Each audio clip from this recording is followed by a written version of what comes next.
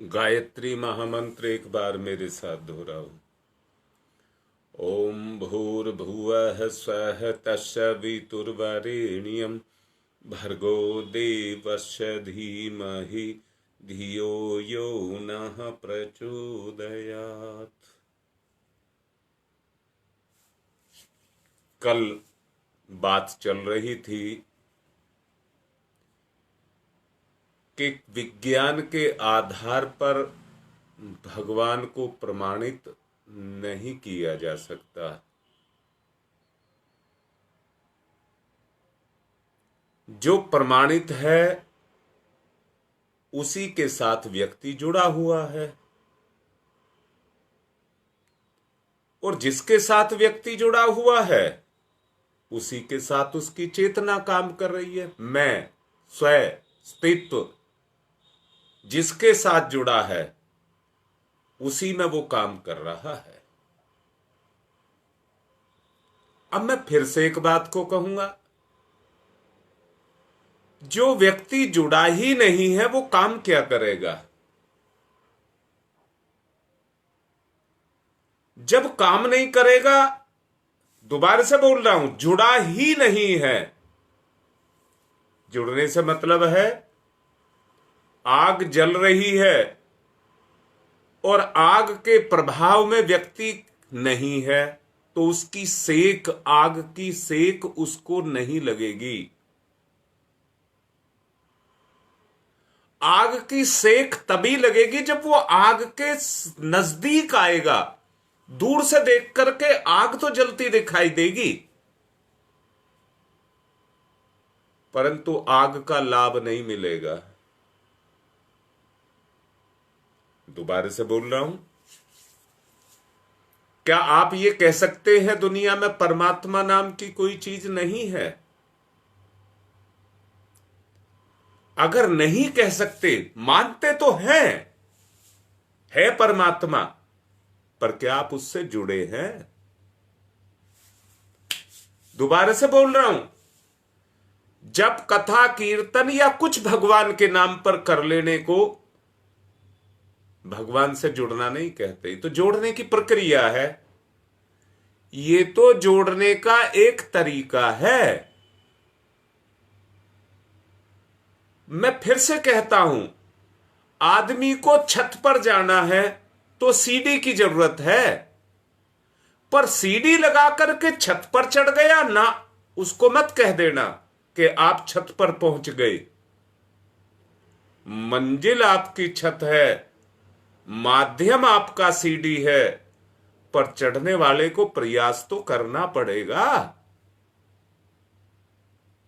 अब चढ़ना किसका है? भावनात्मक रूप से अपने आप को ईश्वर को मंजिल बना करके वहां तक अपने आप को लेकर के जाना, गुण के रूप में, उसके जैसा बनने के रूप में। मैंने पिछले दिनों कहा था आपको, ईश्वर बनकर के ही ईश्वर को प्राप्त किया जा सकता है, और कुछ भी बनकर के नहीं किया जा सकता। ईश्वर के अलावा जो कुछ भी आप हैं वो ईश्वर से दूरी है। तो ईश्वर से नजदीकी क्या है? ईश्वर से नजदीकी एक ही है। पहले आप उसके जैसा तो बनिए। अगर आप उसके जैसे बनते हैं, बस यही उद्देश्य है, जिंदगी का उद्देश्य यही है। मेरा जन्म लेने का, मेरा संसार में आने का, या मैं उससे अलग हुआ हूं उसके साथ मिलने का, और कोई रास्ता नहीं है। केवल एक ही रास्ता है कि मैं उसके जैसा हो जाऊं, और अगर उसके जैसा होना चाहते हो तो उसके साथ जुड़ना पड़ेगा। मैंने अभी कहा, भौतिक जितने भी साधन हैं, सामग्रियां हैं,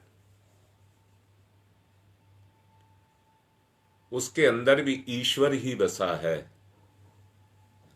मैंने अब से 4-5 दिन पहले एक प्रवचन दिया था जिसमें एक बात को समझाया था, जड़ और चैतन्य सबके अंदर ईश्वर छुपा है। अगर रासायनिक पदार्थों की या पदार्थों में अगर क्रियाशीलता है तो वो ईश्वर है। आग में अगर गर्मी है, प्रकाश है, तेज है तो वो ईश्वर है। हवा में अगर शीतलता है, पानी में अगर नमी है तो वो ईश्वर ही है।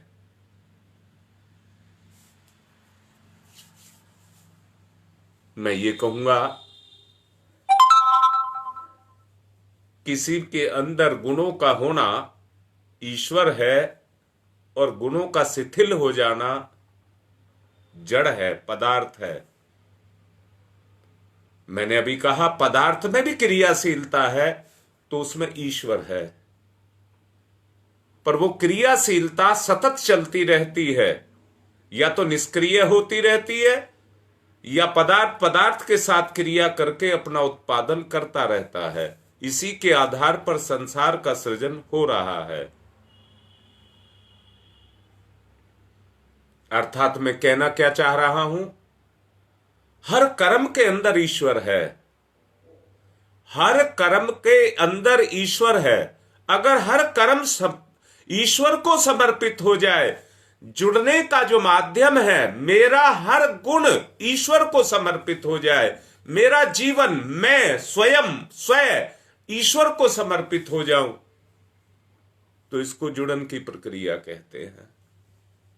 इसको जुड़ने की प्रक्रिया कहते हैं।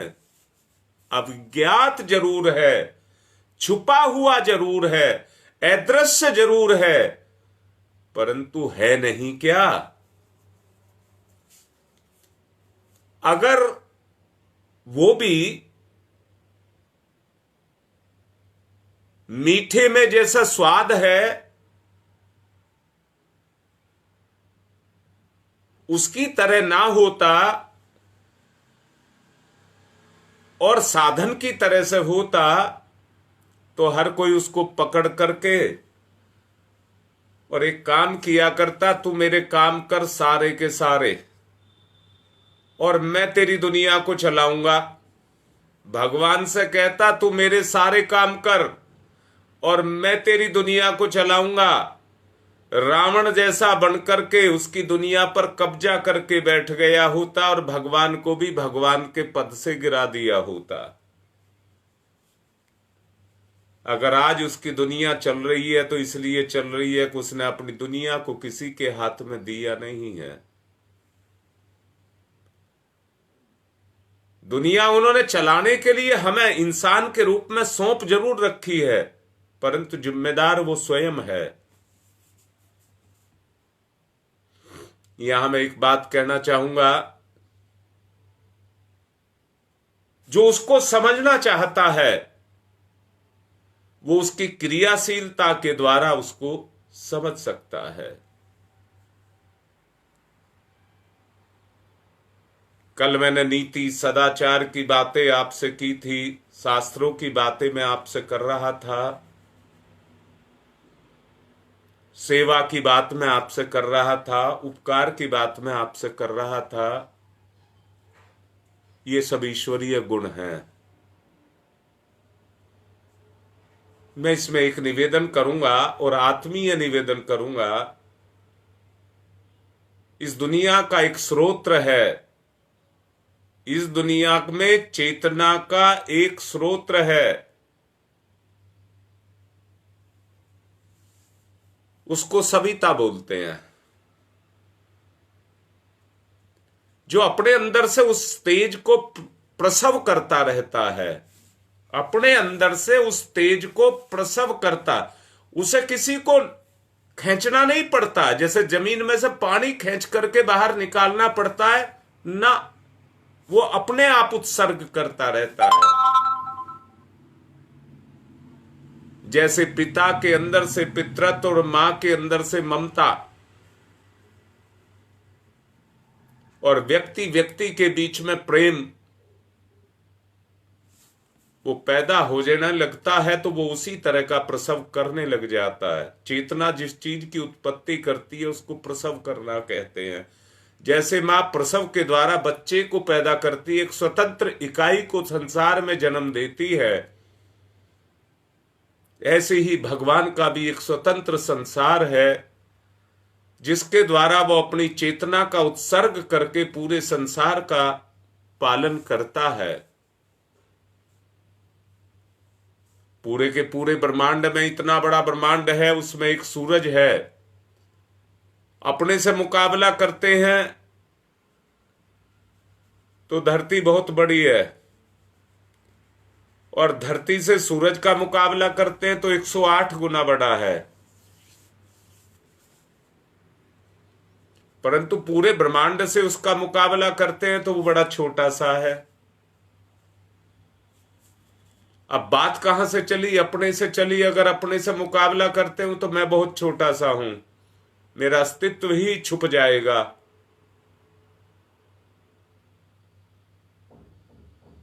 समझ नहीं आएगा, पकड़ नहीं आएगा। और वही कारण है कि ईश्वर का अंश होने के कारण मेरा अस्तित्व इतना छोटा है कि मैं अपने आप को समझ नहीं पाता। अगर केवल एक चीज आप मान लें कि मैं ईश्वर का राजकुमार हूं, उसका अंश हूं, उसके सारे गुण मेरे में हैं और उसके सारे गुणों पर मेरा अधिकार है, वो मेरे लिए ही है, और मैं उसके गुणों को आत्मसात करता चला जाऊं, क्योंकि दोनों में एकता है। मिलन की जो प्रक्रिया होती है वो एकता में होती है। एक से होते हैं तो होती है। पानी में पानी मिलता है, गेहूं में गेहूं मिलता है। पानी की बूंद हमेशा सागर की तरफ दौड़ती रहती है और गर्मी सदा ऊपर की तरफ जाती रहती है। प्रकाश की लो ऊपर की तरफ उठती रहती है, क्योंकि उनका उद्गम जो स्रोत है वो ऊपर है। पानी का जो उद्गम स्रोत है वो सागर है, उसकी तरफ चलती रहती है। ठीक इसी ही तरह से चेतना की गति चेतना में होती रहती है। अब कैसे होगी? जरा सच को देखो। आप चैतन्य हैं, आप चैतन्य हैं। अरे चैतन्य तो है, अपने विचारों को तो चैतन्य करिए। आप चैतन्य हैं। जैसे सूरज अपने आप को प्रकट करके इस ब्रह्मांड में अपनी ऊर्जा को, अपनी चेतना को भरता रहता है, आपका भी अपना एक संसार है। अपने संसार को चैतन्य तो करिए, प्रकाशित तो करिए। अज्ञानता के अंधकार में मत रहिए। अगर अज्ञानता के अंधकार में रहेंगे तो भटकते रह जाएंगे, समझ नहीं आएगा, समझ नहीं आएगा। अगर अपना विस्तार चाहते हैं, अपने में सबको मिलाओगे या अपने को उस विराट में मिलाओगे? मैंने अभी बताया था जब दुनिया से, इस भौतिक संसार से अपनी तुलना करते हैं तो देखो विश्व के नक्शे पे भारत कितना बड़ा है, और भारत में जहां जिस शहर में या जिस गांव में मैं रहता हूं वो कितना बड़ा है। तो इससे ये पता लगता है कि मेरा भौतिक सांसारिक स्तर क्या है, मेरा भौतिक सांसारिक स्तर क्या है, इसी से पता लगता है। अब मैं फिर से आत्मनिवेदन कर रहा हूं कि जब ब्रह्मांड मतलब संसार से अलग हटते हैं तो एक बात पता लगता है कि ये ब्रह्मांड कितना बड़ा है, और उसमें सूरज कितना बड़ा है। पृथ्वी के मुकाबले में सूरज 108 गुना बड़ा है,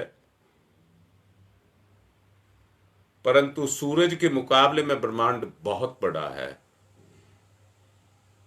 उस बड़प्पन को अहंकार भी कहते हैं। जहां जिम्मेदारी के रूप में आता है वहां अपनी चेतना को उसके अंदर खपा करके उसकी चेतना को गति देने को भी कहते हैं।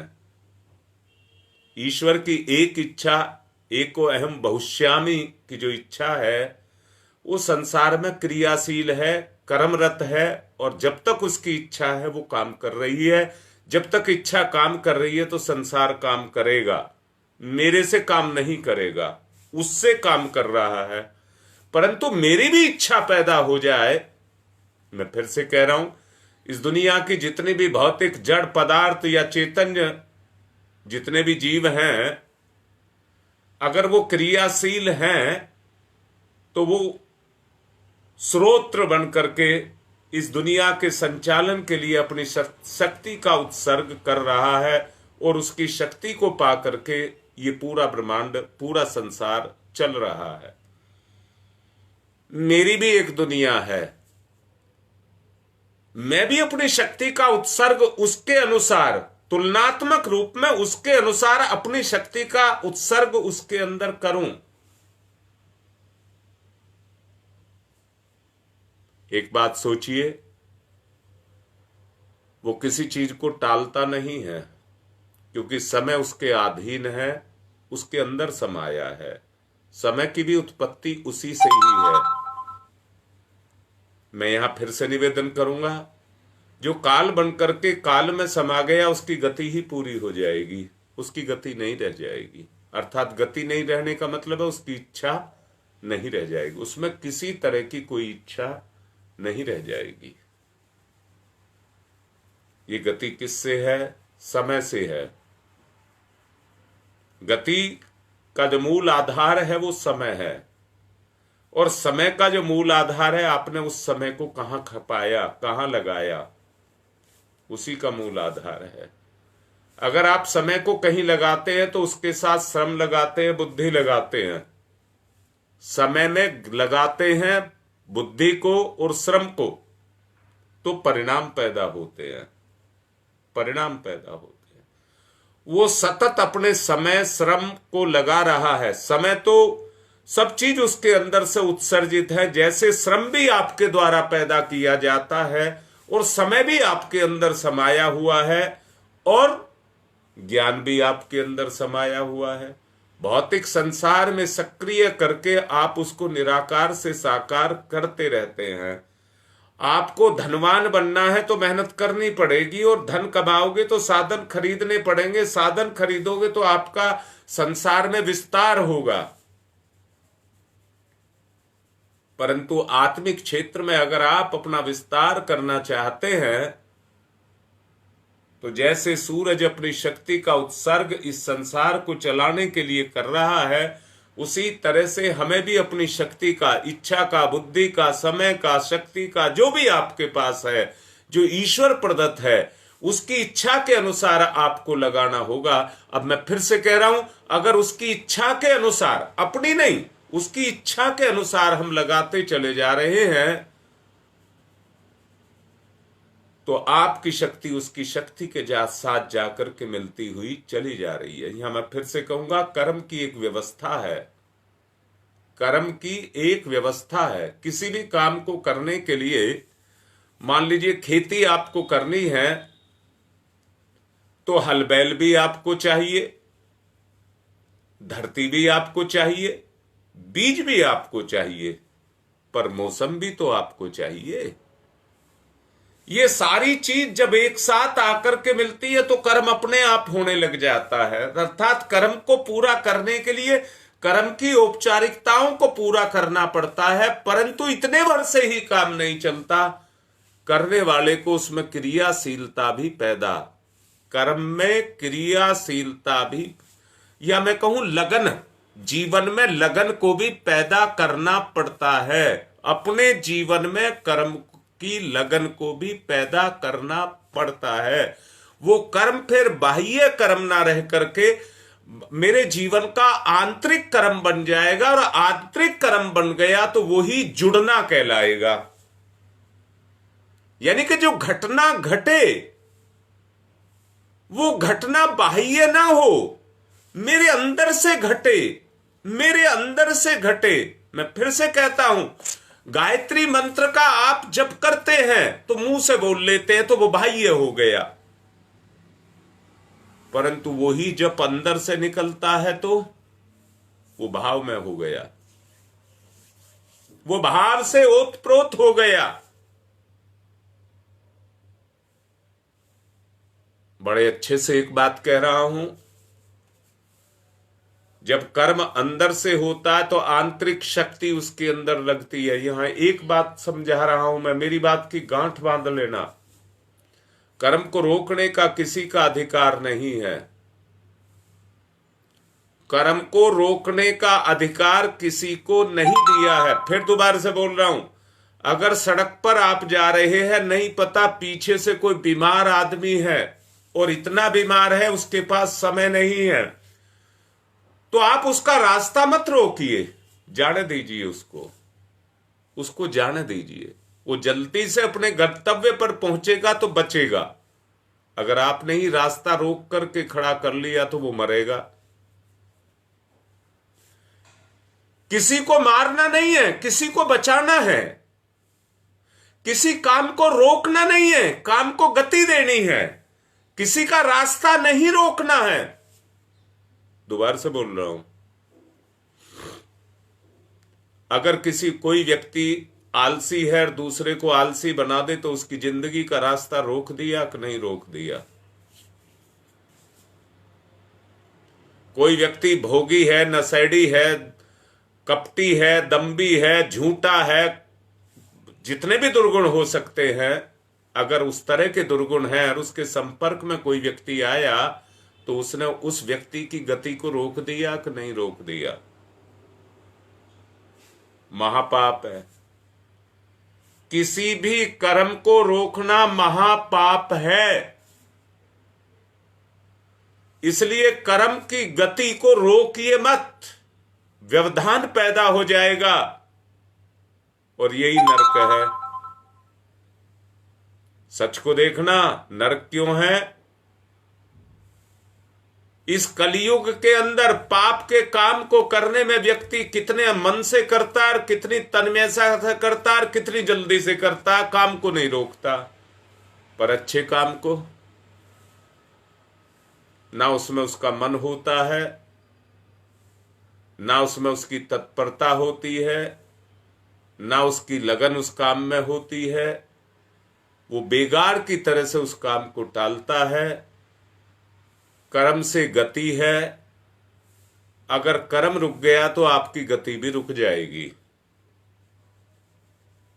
जो अंदर से उत्साहित होकर के लगन से किसी काम को मन से करता है तो उस चेतना की गति उस चैतन्य में होती है और सारे के सारे कर्म परमात्मा के हैं। सब कर्म परमात्मा के हैं। बस अंतर केवल इतना है, हमारे दृष्टिकोण का, हमारे स्वभाव का, बस इसका अंतर है कि आप किस कर्म को किस दृष्टि से कर रहे हैं। कर्म करने वाला, देखिए, अहिर्निश कर्म को करता रहता है। जब लोभी लोभ से प्रेरित होता है तो उसे जरा भी तनिक भी आलस्य नहीं आता और उस काम को बड़े मन से करता है, क्योंकि उसमें लोभ समाया है। मेरे अंदर भी लोभ समाया है। कर्म में जो शक्ति का संचार हो रहा है, जो निःसृत हो रही है, जो प्रसवित हो रही है, वो कौन सी शक्ति है? लोभ मोह की शक्ति है, लोभ की शक्ति है। अगर आप किसी काम को लोभ के वशीभूत होकर के कर रहे हैं तो कर्म का परिणाम भी उसी से ओतप्रोत होगा। मैं यहां ये कहूंगा, अगर किसी चीज को आप कीचड़ में से गुजार दे तो कीचड़ उससे चिपट जाता है। ठीक इसी तरह से बुराई उस चेतना के साथ, गुण के साथ, विकार के रूप में उसके साथ चिपट जाती है और चिपट करके उसको उसी तरह का बना देती है। जैसे पानी तो नदी में भी है और पानी नाले में भी है। अंतर केवल उस किसका है कि पानी का स्तर कैसा है, कहां पर है, किससे जुड़ा है, उसका प्रभाव उसके साथ वैसा ही जुड़ा हुआ है।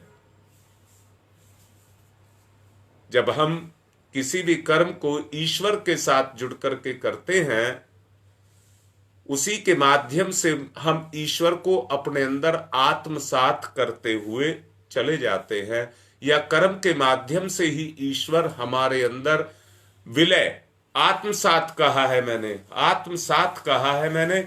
जब ईश्वर को हम आत्मसात करते हैं तो उसका प्रभाव हमारे प्रभाव में आकर के समाने लग जाता है और ईश्वर का प्रभाव हमारे प्रभाव में आकर के समाने से वैसी ही व्यवस्था अंदर की हमारी बनती हुई चली जाती है। अर्थात ये कहूं कि हम ईश्वर के अनुकूल ढलने लग जाते हैं, ईश्वर के अनुकूल ढलने लग जाते हैं।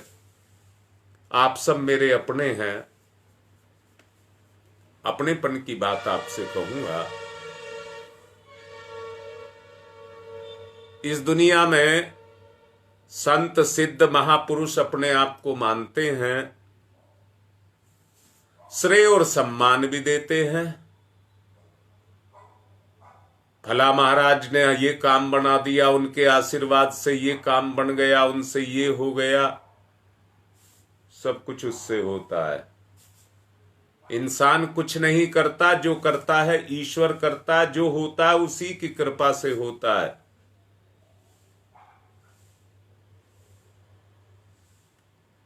अब क्या कहना चाहता हूं मैं एक बात कहना चाहता हूं, जिसमें ईश्वर आ गया वो काम बिगड़ेगा ही नहीं।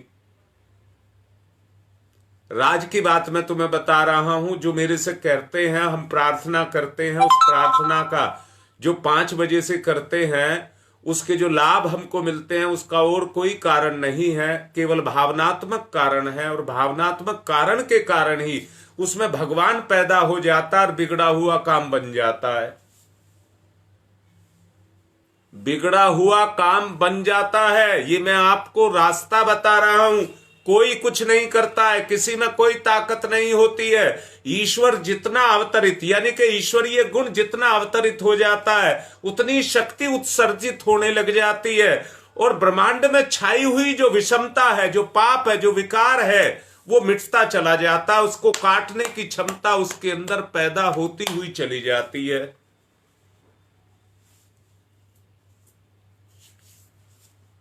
आपका विस्तार, स्वयं की उन्नति होती चली जाती है। दूसरी तरफ आदमी जितना नास्तिक होता चला जाता है, ईश्वर से परे जुड़ने की बात कर रहा हूं मैं आपसे। अरे जो खुद ही नहीं जुड़ा हुआ है, जो नास्तिक उसको कहते हैं, जो खुद ही नहीं जुड़ा हुआ है, किसके साथ जुड़ा हुआ है? लोभ मोह के साथ जुड़ा हुआ है। उस पर ईश्वर क्या काम करेगा? मैं फिर से कह रहा हूं, जो चद्दर तान करके सोया हुआ है, सूरज सामने निकला हुआ है, 8 बजे 9 बजे 10 बजे उठ रहा है, जब मर्जी आ रही है तो भगवान का नाम ले रहा है। मैंने देखे हैं 12 बजे के बाद भी मंदिर जाते हुए, 12 बजे के बाद भी लोटा लेकर के मंदिर जाते हुए भगवान को नहलाने के लिए। अरे दिन ढल गया है, दिन ढल गया है, तब आप जा रहे हैं तो औपचारिकता पूरी कर रहे हैं। एक लगन अपने अंदर होनी चाहिए कि मुझे आदर्श के साथ जुड़ना है। सच को देखो, ये अपना परिवर्तन है। इसी को अपना परिवर्तन कहते हैं, अपने आप को आदर्श के साथ जोड़ना।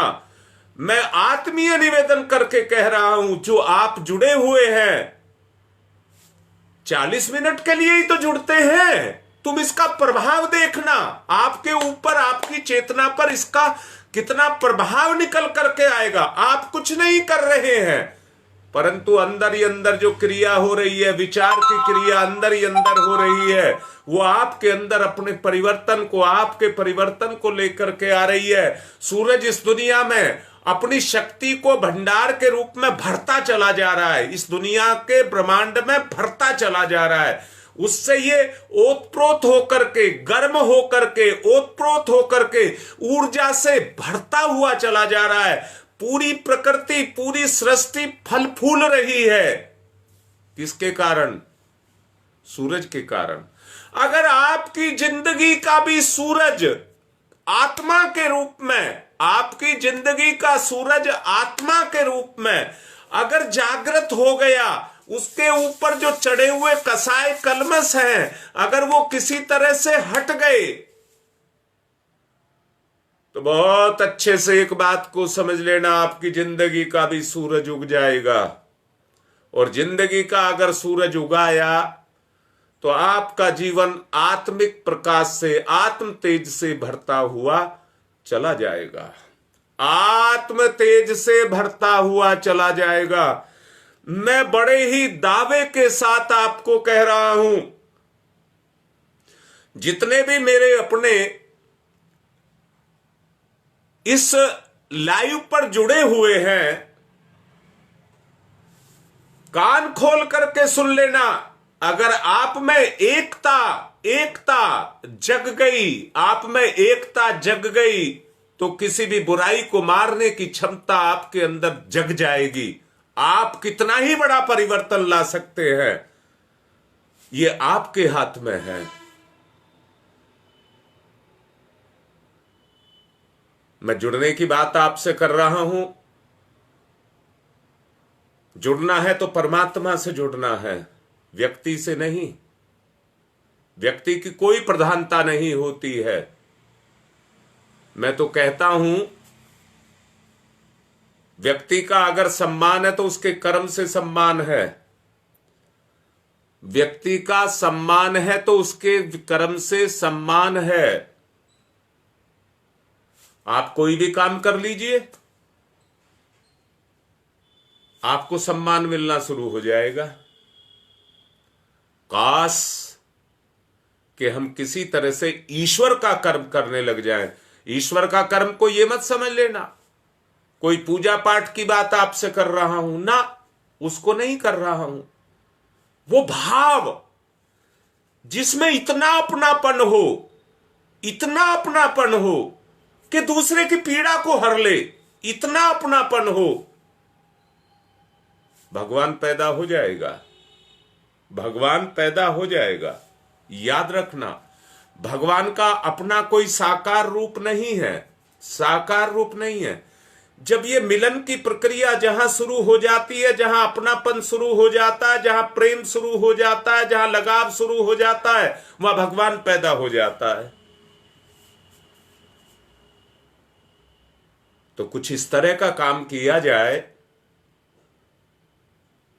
कि हमें वो उच्च स्तरीय, देखिए मैं फिर से कहता हूं, मैंने एक पिछले प्रवचन में आप लोगों को समझाया था, प्रेम का बिगड़ा हुआ रूप वासना है। वो भी प्रेम है, वासना भी प्रेम है, परंतु वो उसका बिगड़ा हुआ रूप है। इसमें ज्यादा नहीं बोलूंगा। परंतु प्रेम में से वासना निकल जाए तो, बिगड़ा हुआ रूप निकल जाए तो वो परमात्मा है। वो परमात्मा है। अगर परमात्मा को पाना है तो स्वयं को परिवर्तन करना पड़ेगा। मैं भी हूं और भगवान भी है, मैं भी हूं और मेरे बनाने वाला भी है। मैंने अपना निर्माण अहंकार ला करके बिगाड़ दिया। मेरी अपनी विचारधारा बिगड़ गई। लोभ, मोह, स्वार्थ, भोग, ये सब आने से मेरा जो वास्तविक स्वरूप था वो बिगड़ गया। मुझे जो बिगड़ा हुआ स्वरूप है उसको दोबारा से सही करना है। उसके अंदर जो कमियां आई उन कमियों को मिटाना है। अगर उन कमियों को मिटाना है तो केवल एक ही रास्ता है, और इसके ऊपर मैं एक ऑडियो भी डालूंगा जिसमें मैं आपको ये बताऊंगा किस तरह से व्यक्ति के अंदर परिवर्तन आता है। ऑडियो और वीडियो दोनों आपस में जुड़ी हुई होती हैं। आप ऑडियो भी सुनिए, उसमें मैं गायत्री मंत्र के बारे में बोलता चला जा रहा हूं। गायत्री मंत्र किस तरह से आपके अंदर उस चेतना को भरता हुआ चला जाएगा और किस तरह से एक परिवर्तन को आपके जीवन में लाता हुआ चला जाएगा। बड़े ही आत्मीय निवेदन के साथ कह रहा हूं, जब ये शब्द मैं लगाता हूं आपके साथ में तो अपनी भावना उसके अंदर फोड़ करके लगा करके तब बोलता हूं। आत्मीय निवेदन कह रहा हूं, कुछ नहीं मिलेगा। समय ऐसी जाता चला जाएगा। लोभ मोह में करेंगे भी तो लोभ मोह के काम करेंगे और फंसते चले जाएंगे। मैं ये नहीं कह रहा कि जीवन नहीं चलाना है, परिवार नहीं चलाना है, मैं इन बातों को मना नहीं कर रहा हूं, परंतु अपने आप को भी तो देखना है। अपने आप को भी तो देखना है। मैं फिर से कह रहा हूं, अगर अपने आप को देखना है तो इन सब से परे वास्तविकता पर, सच्चाई पर हमको आना पड़ेगा। अगर सच्चाई पर आकर के हम चलते हैं तो मैं ही आपसे पूछ रहा हूं, क्या आत्मा परमात्मा का कोई रिश्ता नहीं है? क्या आपका रिश्ता साधन से, पैसे से, इच्छाओं से, इंद्रिय भोग से, इन्हीं से आपका रिश्ता है? मैं पूछ रहा हूं, आपकी जीभ आपको अमर बना देगी? ईश्वर का नाम लेगी तो अमर बनाएगी, और भोग में लिप्त होती जाएगी तो इच्छाओं को भड़काएगी। चुनना रास्ता आपको है, चुनना रास्ता आपको है। आपकी अंतर आत्मा अंदर से बोलती है, निर्णय लेने की क्षमता आपके अंदर है। रास्ता आपको चुनना है कि मुझे किस रास्ते पर अपने आप को चलाना है। अगर मेरी बात आपको समझ आती है तो ईश्वर के अस्तित्व के होने से हम इंकार नहीं कर सकते। आज अविकसित विज्ञान, बुद्धिवाद की कसौटी पर जो कुछ खरा नहीं उतर रहा है वो कोई ठोस कारण नहीं है। प्रत्यक्ष के आधार पर तो प्रमाणित उसको नहीं किया जा सकता, परंतु मानव जीवन के अनेक महत्वपूर्ण आस्थाएं उस विज्ञान के आधार पर निर्भर हैं जिसे अध्यात्म विज्ञान कहते हैं।